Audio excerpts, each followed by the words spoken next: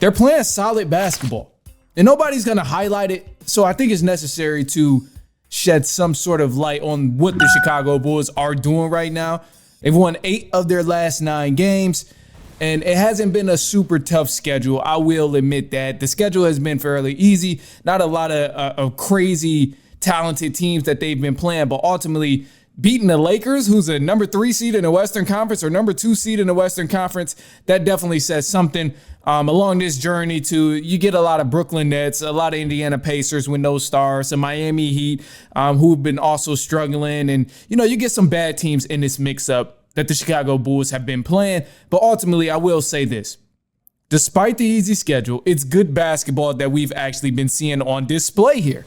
And you look at the Lakers game the other day, they put up 81 points in the second half against the Los Angeles Lakers. And I know Lakers might have had a down night or whatever the fact is, but it does not matter because the Bulls is playing good basketball. And they played great basketball against a top-tier team in the Los Angeles Lakers. And this brought a lot of attention to them. Now, mind you, if you looked at this game, you would think the Bulls' record is different than what they played like compared to the last few months that we've been watching the Chicago Bulls. But in this matchup against the Lakers, you had the Bulls. They scored 81 at half. In the second half, Matas Buzelis, he had 31 points. Rookie, he's been balling. I think he's a great addition to the Chicago Bulls. Going to be a huge help down the line.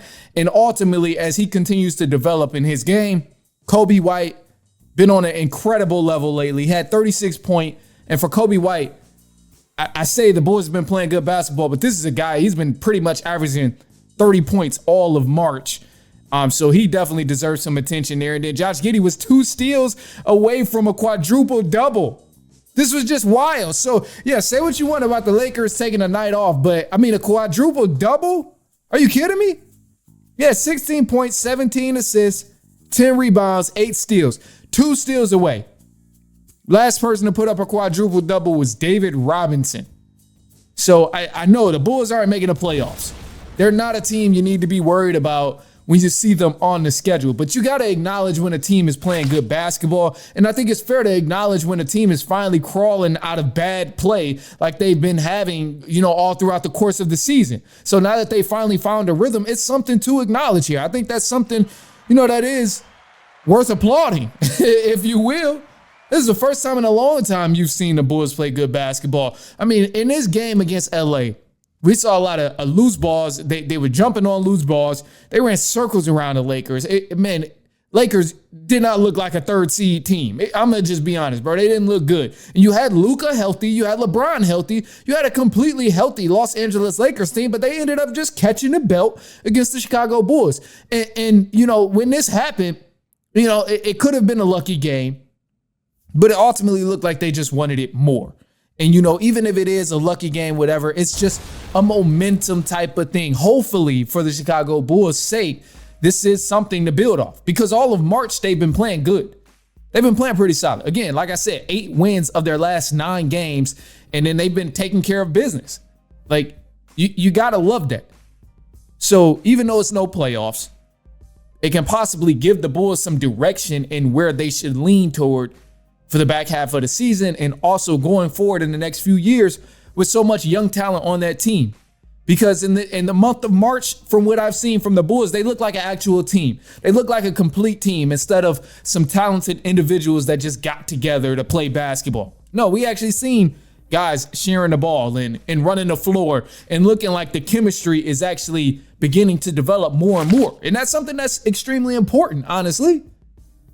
So keep Giddy. If Giddy continues to play like he's been doing with diming up people and just controlling the game and being a hell of a facilitator, doing that at a great pace, I think they can definitely have a bright side in the future. The biggest thing with Josh Giddy is just really being able to shoot the ball.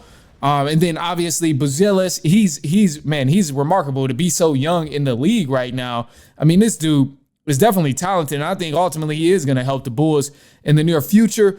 But they just got to have some sort of direction of where they really, really want to go. And from that point on, that's when you might see the Chicago Bulls actually making something happen and being a threat in the Eastern Conference, I should say. And obviously, it's still very, very early. But just in terms of futuristically thinking, like Come on, man. This dude got talent. He had 31 against the Lakers. Like, and go back and just look at the game. Go back and, I mean, it's still not too late. You can always check out the highlights and all of that stuff, but it's not too late. He had 31 points. I think Coby White had also a 30-piece as well. Like, this is a talented squad over here. It's been forever since we've finally been able to see them play as a unit rather than a bunch of individuals on the team. So you got to keep Giddy, you got to keep Buzelis, you got to keep Coby White. And down in the future, I think if anything, you may have to change the center position, even though we all love Vujicic. I love the way he plays, not a Bulls fan, but just love the way his game is. I wanted him on the Pistons, as a matter of fact, just because he's a solid big. But with the direction that the team is going, you may not need him at the 4. He might be a little too slow to run the floor for the Chicago Bulls team if that's what the game plan that they're going to do.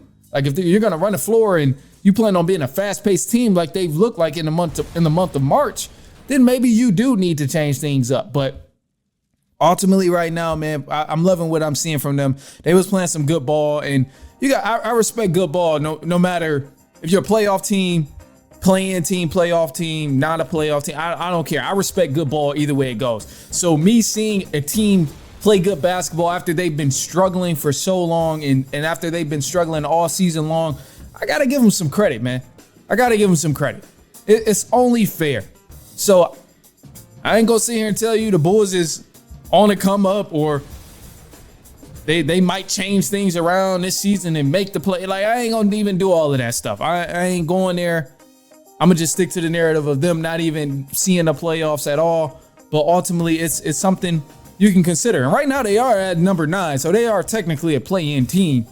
But I ain't even gonna go all the way there in terms of the wishful thinking. I'm gonna leave that to the Chicago Bulls fans to get the wishful thinking in there and possibly seeing the playoffs and making something happen. But